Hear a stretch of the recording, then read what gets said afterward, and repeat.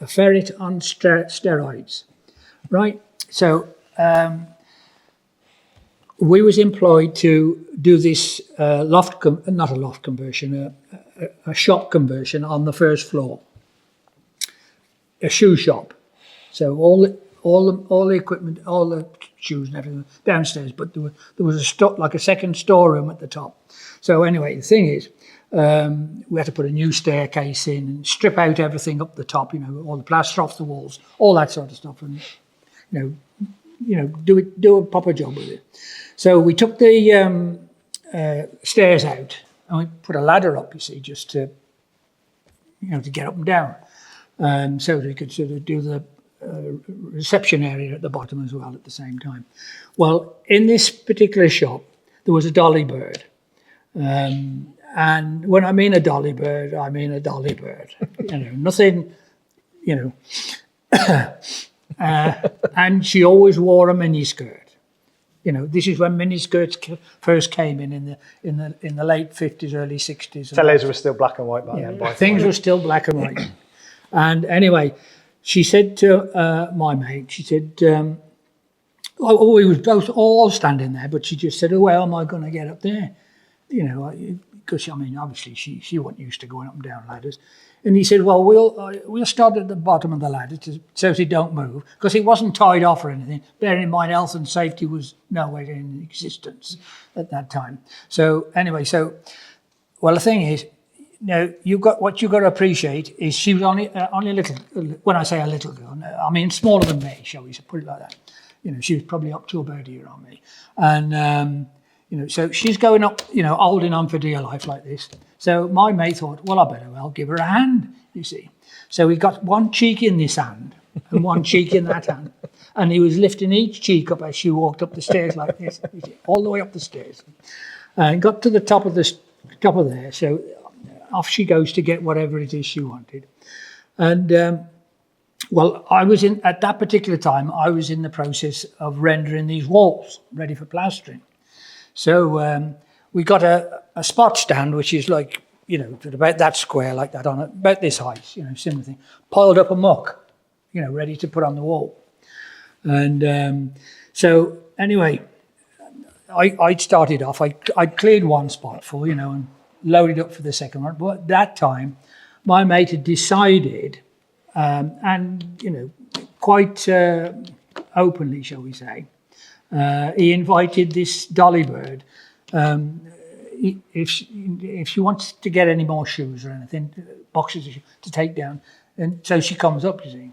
And anyway, so the next minute I'm sort of facing this way. I know the spot's there, and I'm facing this way, rendering this wall. And the next minute I know, he's got her up against this spot, and the ferret has just been introduced to us. As you can imagine, this spot is going, like this. Well, I'm facing them, and I'm trying to get this muck off the spot because it's bloody going everywhere. And all he's doing is winking at me over her shoulder. He's giving her, He's giving her a quick portion. Quick portion against the spot stand. And I can tell you that bloody ferret went fast. But that's a true story, that is. It's not one made up. No. But that's a true story. But, Did they get married? Oh, no. Heavens, no, there was nothing of that, no. No, I think he did get himself into a bit of deep water, though, didn't he? Oh, yeah, he did. Yeah. He got caught, I think, with the farmer's wife on it, on the one. Oh, I can tell you that one as well. That's different altogether. That would suit your thing on there. Now we were doing this buildings. We was on this building site. We were building these bungalows, and he took a fancy to this woman who was in the, I won't say where exactly, but in the one property, shall we put it like that. Anyway, her husband was, shall we say, from down south, and he sort of fancied himself as a country gent.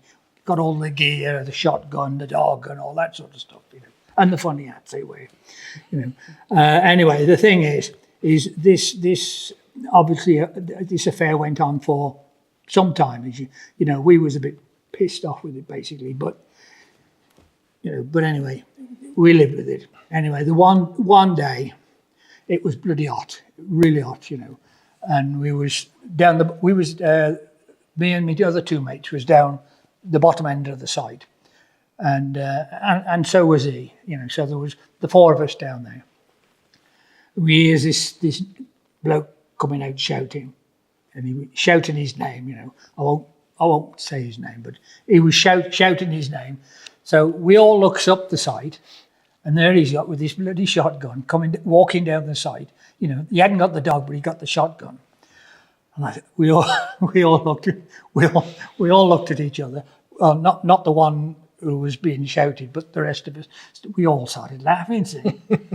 We all died behind the bricks because we thought any minute now he's going to let go. Well, this chap, the one that was, shall we say, being caught, was always, I'm going to do this to him, I'm going to do that, I'm going to smack him here, and of course when it come to, we thought, is he going to actually try and bloody shoot him, because we really, he got the gun and he was sort of pointing it down, Anyway, neighbour come out and persuaded him not to, give him the gun and, put it safe, which was just as well, because there was no telling, But anyway, needless to say, the next thing they do, they're having a set to up at the top of the site, and being, and all he got his head under there, and all he was doing is squeezing him like this.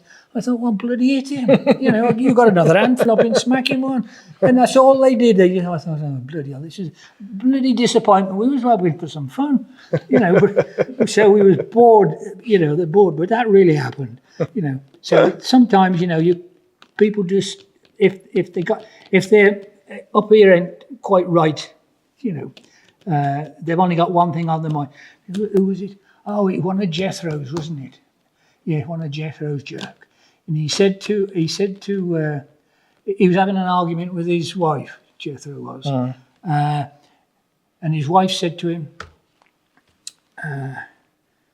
Jethro, man's got two things. He's got a dick and he's got a brain.